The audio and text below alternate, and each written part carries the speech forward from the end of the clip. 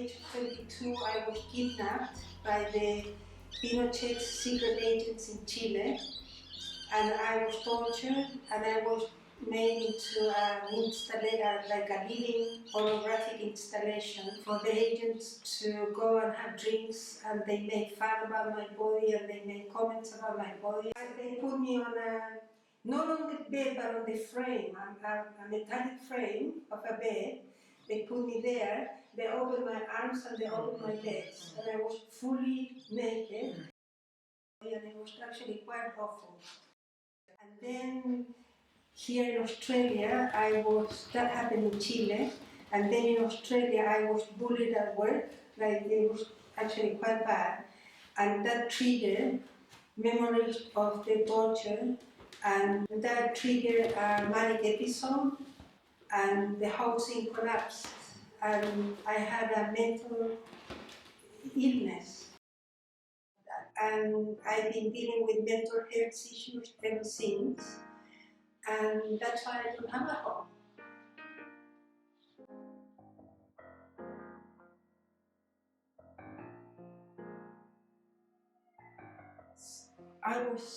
I was really surprised to be homeless. I never imagined that that could happen. And when I had the manic episode, I used to live in a house, and I rented, and I surrendered the house. I put everything in the bin, and I got rid of absolutely everything that I own, and I ended up on the street. The other source of stress for me was John Howard, when he started to lash out at refugees. And he was constantly on TV and people talking, and the country I knew and made me feel safe and welcome all of a sudden disappeared. I had friends, a group of friends, and they were also talking against refugees. And I said to them, but I am a refugee. And they said, yeah, but you're different. And I explained to them that I'm not different, I'm a refugee, the same. Another one she said constantly people should leave their history and their memories and everything behind and start here as a new country. And she went on a small holiday with her mom and her daughter. And in the meantime, the husband cleaned the house, and he found a box and put it in the bin because he thought it was rubbish. And no, it was all her mementos. The first tooth from the child, the first boot, little things that she kept in a box, and she was really distressed. And that's what I said to her. You lost a box with memories. Imagine what it means to lose your whole life. My son also came one day crying, and he said to me, please, Mom, don't say you're a refugee, because people don't like refugees in this country. And that was really upsetting. If you hadn't had the heads up about the fact that I was a Catherine House client, I wonder what it is you would see when you look at me. I'm sure you would see many things, but a homeless woman is not one of them. The fact is that homelessness knows no boundaries. It can happen to anyone from all walks of life. And although the stereotypical images we see in the media of people sleeping rough on the streets is an accurate and heartbreaking account of some of our homeless, it does not include the thousands of others doing it rough, couch surfing, sleeping in cars, and squatting. The most common factors for women experiencing homelessness are domestic violence, both physical and emotional, mental illness, sexual abuse, poverty, and drug and alcohol abuse, which is very often a form of self-medication. In many cases, women become cut off from family and friends and marginalised from society. They end up overwhelmed, dysfunctional, displaced, and isolated. My story incorporates all of these factors to varying degrees.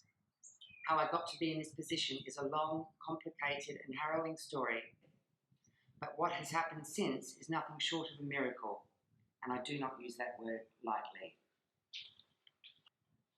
Before I delve into what has brought me here, I would like to share some of my life's achievements.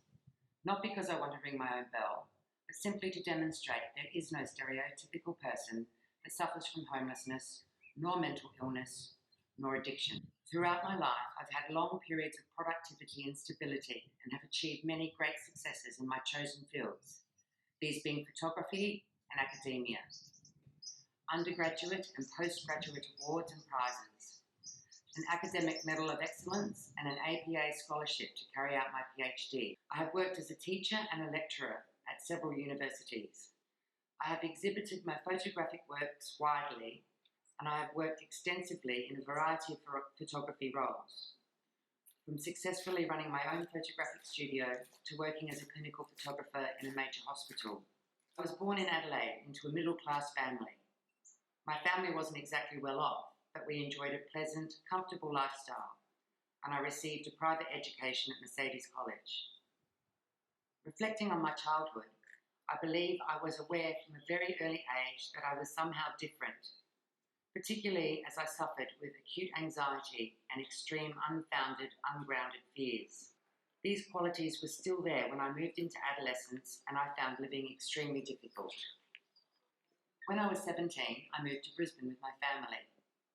It was there I was diagnosed with anxiety and depression and prescribed antidepressants, and my life changed for the better. 6 years later, I experienced my first mental breakdown, and I sought help.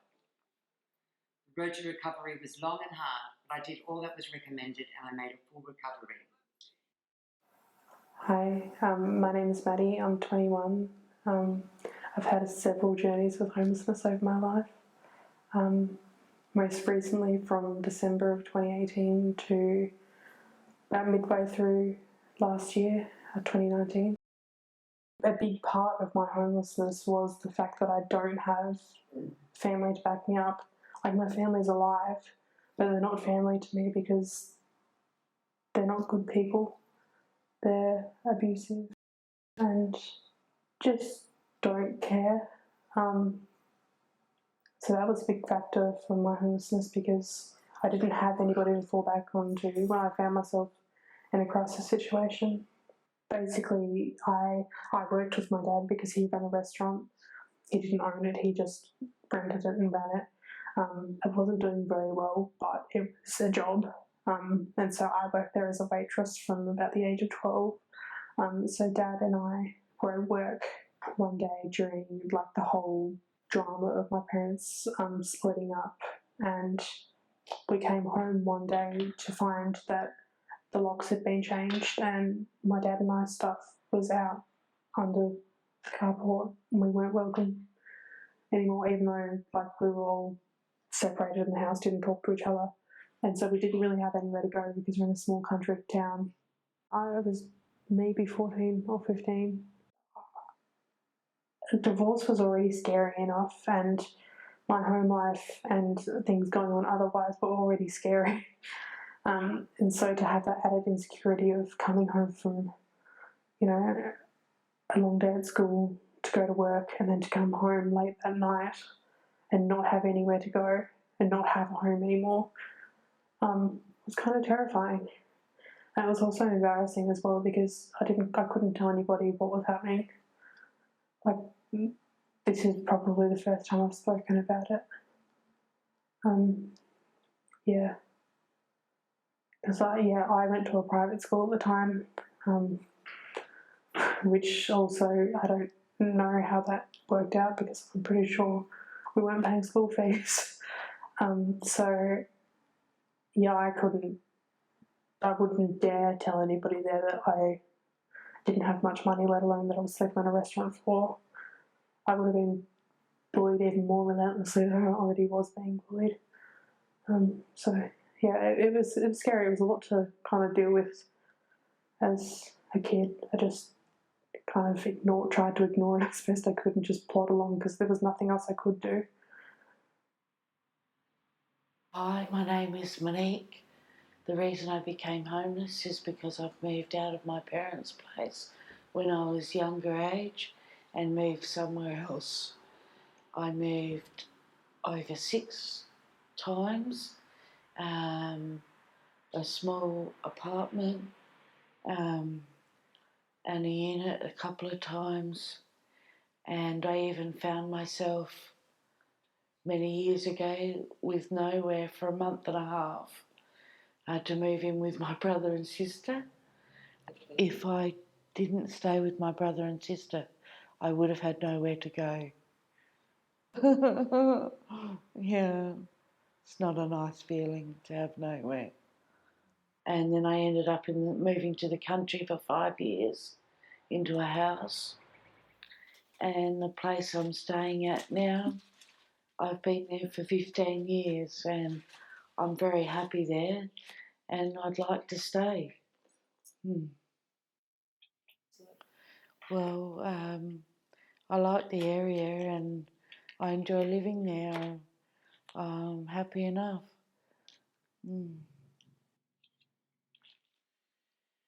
Welcome. My name's Talking Adelaide. That's my mother tongue language from my Tolai mother, Pacific. Having Talking, the last part of my name is the shells of the original currencies for Papua New Guinea, which is now the Kina. But the original currency was tambu, and that was little minute pieces of shell that would be threaded together in order to make a circle, which basically, if you go down the markets, and to this day, they still use tambu as well as kina. So tambu is from head to foot length, so that's $10. So when you buy something that's $30, you would go one tambu, two tambu, three, four, and so on. I was given as a gift by my mother as a wedding present and a sympathy present to my natural father's brother. Gifting is a custom in Tolai culture where, for whatever reason, that a child is unable to live with biological family is then passed on as a gift to another family to continue on being raised by this family. I then didn't feel at home at all, and my struggles was trying to find solid ground, where I actually felt at home. The reality is that I'm just a sea full of shells, really, and I'm just finding my way back home. The sea is full of shells, and I'm finding my way back home.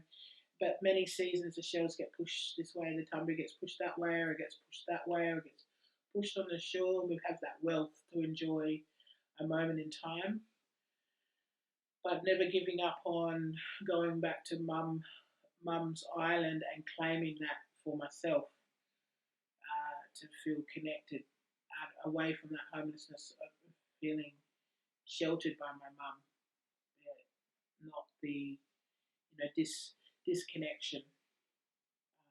Yeah. Oh, homelessness being a culture without roots.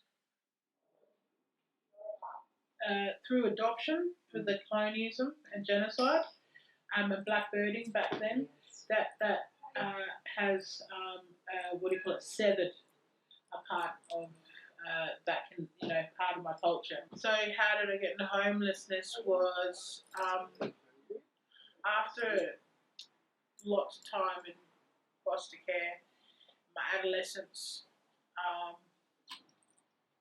I experienced drug and alcohol abuse, and my time in care had really put a strain on me, and therefore I had nowhere I wanted to feel safe except for Catherine House. When things would get really rough for me and I didn't feel at home, I would always return back to Catherine House and build my way back to having a house or a private rental or supported accommodation through them. So I was learning how to live with myself. Okay. Now that I have my own place, I want to get out and about more. I I feel there's a real spring in my step. I feel revitalized and like I've got a new lease on life. I can, challenge myself and go out there and live the life that I want to live without worrying about someone pulling the carpet out from underneath my feet anymore. Peace. To be homeless is really horrible, and you feel insecure all the time. You feel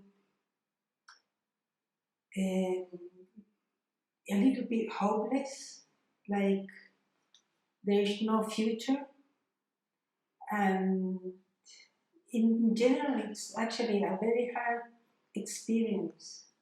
At least for me, it was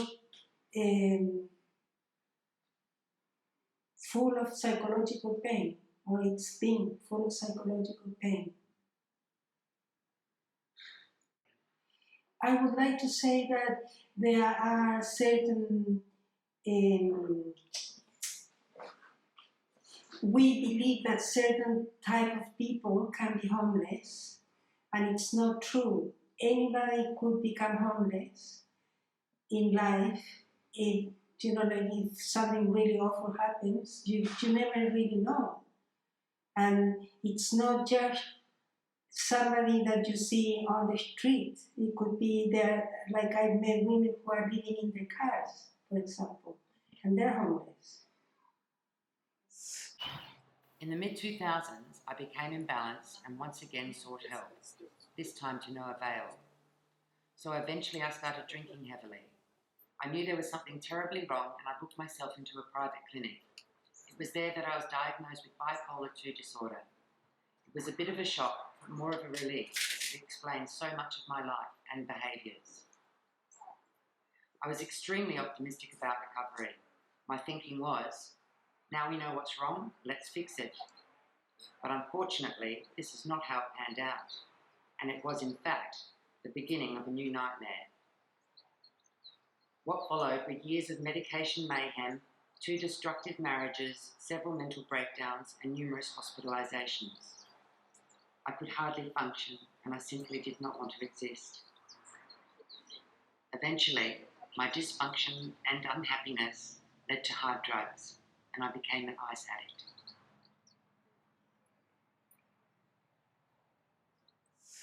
It was the 10th of December of 2018. It was roughly 2 weeks before Christmas, and I just finished. I just finished my training to become what my college called a senior. So I had that job. I had everything lined up, and then a couple of days after we'd finished that first aid training, we got our certificates. We all got a call being like, actually, we regret to inform you, we're shutting down next year, you're going to have to find somewhere else to live, you've got a week to move out. I didn't have anywhere to live lined up. It's the end of December. Colleges had been taking applications since halfway through the year. So I was just kind of put in a spot where I had to find something very quickly on a very limited budget. And I just couldn't. I did try really hard and just couldn't, so I thought, okay, I'll stay with friends for a week or two. And then those weeks turned into more weeks, and I was running out of friends to stay with. So I slept in the alcove behind the building I was supposed to be living in the next year, which was kind of ironic. And it was terrifying, because I don't think I technically slept, I just kind of dozed off a few times, but it's scary because, like, anything could happen and who would notice? Like, I'm not with anybody. I'm a 19-year-old on my own. a 19-year-old female on my own in the middle of a city around the busiest times of the year, sleeping on the streets with no way to protect myself. It was terrifying. I was so scared of every single noise and stuff. I thought that maybe I'd get attacked, or I was very much expecting to be another statistic somehow. It was pretty terrifying. It was quite overwhelming as well, because I didn't know where I'd go from there, whether this would be my new normal. I didn't want it to be my new normal. Yeah. It was humiliating to be in that position. It felt so unreal. Yeah, it was a scary time, very scary time. I felt so vulnerable, more vulnerable than I'd ever be comfortable being. Felt very helpless. I didn't feel very worthy of any help either. And I was like, I don't know what I'm going to do from here. This is very scary. This doesn't feel real. And then I ended up on the streets for a little bit because I was too embarrassed to ask for more help from people, because I felt like I was outstaying my welcome, and I was I was running out of people to stay with, because I don't have that big of a support circle. And I didn't really tell people. I was embarrassed to tell people my situation, because I didn't consider myself homeless. I just considered myself a failure. My psychologist, I don't know how it came up. Somehow it came up in conversation that I'd lost my place at the university college, and she kind of got it out of me that I was basically homeless. And she was probably the first one to say to me, "Maddie, you're homeless." So she helped me put applications into the Homelessness Gateway and into Catherine House. And from there, I kind of got a place at Catherine House after a while. Like, I feel more secure now than I did a year ago, but there's still that uncertainty hanging over my head.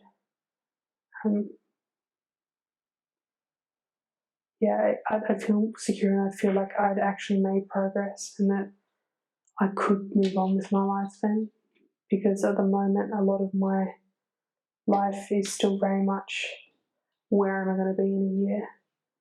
What can I make that decision? Because what if I'm not able to be in the same circumstances as I am now in a year? It's very much limiting myself and questioning the future. I'd like to not question things. I'd like to be able to just do what I love and what I'm passionate about without that fear of what if.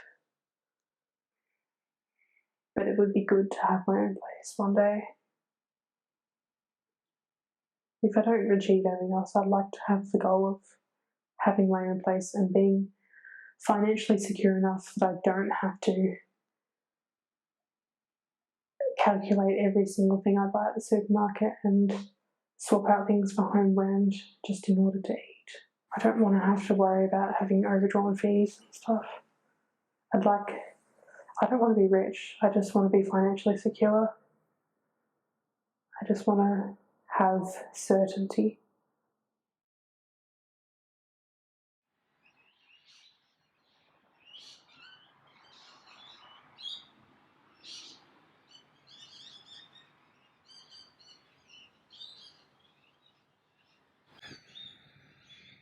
This knitting has been in a box for 15 years, since the time I surrendered my house. I only got it back now because I got a flat. So I'm surrounded by boxes and all my memories. Somehow, and I really don't know how, I stopped taking drugs and clawed my way back from the brink, eventually ending up back in Adelaide. I had 2 suitcases which contained all that was left of my worldly goods, and I was completely, utterly broken. This is when, almost 3 years ago, I entered the Catherine House Emergency Program and subsequently their recovery program. I, like many women who reach homelessness, was totally dysfunctional. I had terrible difficulties communicating as I could hardly string a sentence together. I felt no joy or enthusiasm for anything, and I was in a constant state of confusion and terror. I couldn't stand any sort of physical touch, and I could not make decisions. It is extremely difficult to recover your mental health when you can't cope or deal with even the most basic of life's issues. After spending 3 months in the Catherine House Emergency Program, I entered the recovery program, which is designed to help homeless women who are experiencing mental health issues. So here I am, at the age of 50, finally receiving the mental health care I so desperately needed, in a lovely, secure home, and that is a direct result of Catherine House giving me a safe environment, time to do everything thoroughly, generous support, and the advocacy to speak for me when I was unable. So inspired am I by all the amazing women I have encountered through Catherine House, the staff, the volunteers, and in particular the Catherine House clients, that I have gone back to university and I'm currently undertaking a Master's in Film and Documentary Making. And I intend to spend the next part of my life sharing women's stories and raising awareness for those in need.